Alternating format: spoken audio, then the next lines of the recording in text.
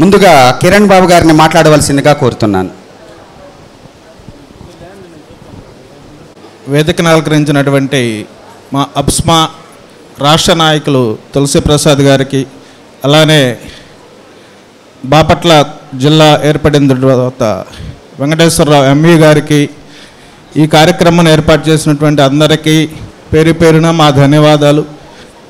Teacher సెషన్లో best teacher award అనేది government సెక్టారే కాకుండా మా యూనియన్ అంటే అప్స్మా యూనియన్ కూడా కరోనా నుంచి ఉమ్మడి ప్రకాశంలో నిర్వహిస్తున్న తర్వాత ఇప్పుడు బాపట్ల కొత్తగా ఏర్పడిన జిల్లా కాబట్టి ఈ జిల్లాలో కూడా ఈ సంవత్సరం నుంచి ఇస్తున్నందుకు చాలా గర్వంగా ఉంది.